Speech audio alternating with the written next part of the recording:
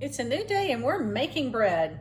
Okay, we're gonna see how quickly we can put 4 things of bread into the oven. This is bread dough that I had added chia seed to, and you can see that it's got kind of a dry crust. It's been about 24 hours. Actually, it's probably been a little bit less, and that's okay.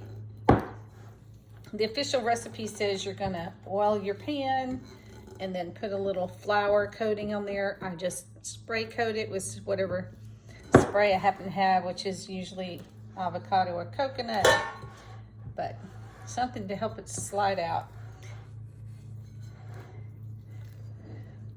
Kind of roll it into a ball, get the dry part on the inside, and, wrong, put it in that pan. It will kind of even itself out, so I don't worry too much about it.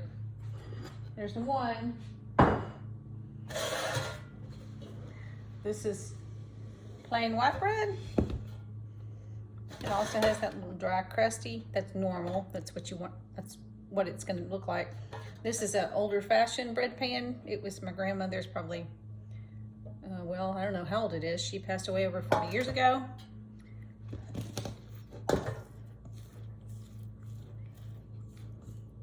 Scrape the sides.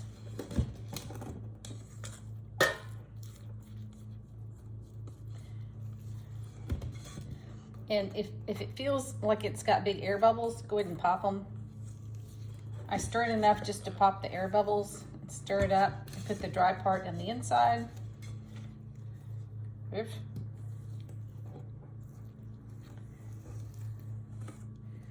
And yes, I'm using a small spatula today.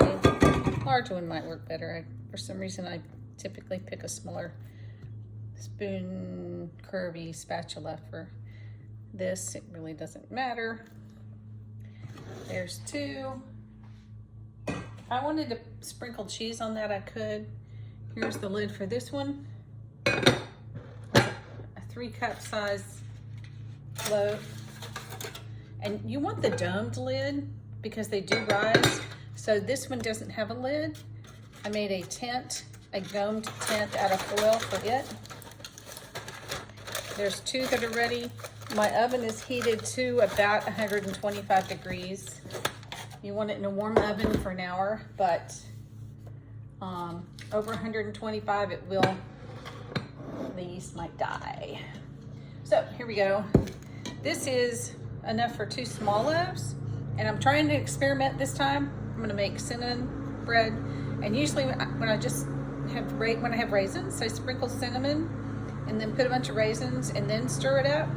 But this time I don't have any raisins. Last time I actually put in a little melted butter and sprinkled cinnamon, but this time I decided not to melt the butter because it was I was on the counter, it was soft. So I just kind of spread some on top. I'm gonna sprinkle it with cinnamon, enough for 2 loaves. And yes, somebody is mowing just outside the window, so sorry about that. I didn't burn him. And I'm gonna add chopped pecans, finely chopped pecans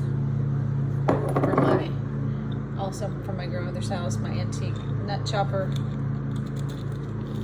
Put a few more in there.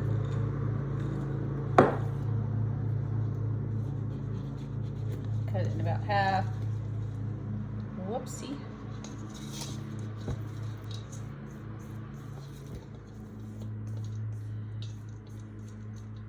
I want to do probably a little bit more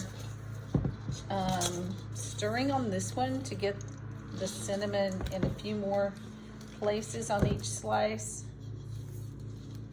And I kind of like the loose cinnamon and nuts on the inside. When you do have raisins, if they're on the outside, that's fine, but they have a tendency to turn black because they're, primarily sugar. Oh, I forgot.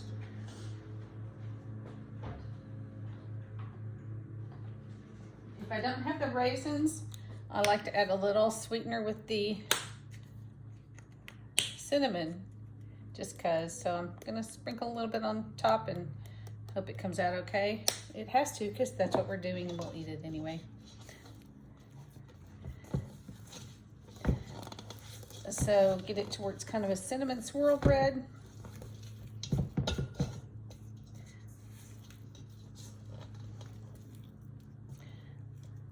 kind of poke it to where it's about half. I realized in my last video I used ballpark as a verb a couple of times, so I looked it up to see if that was okay, and it's a slang word, but it means kind of approximate. Comes from ballpark is a big place, a big target, so kind of anywhere in there is fine. So there you go, you got your English grammar lesson for the day.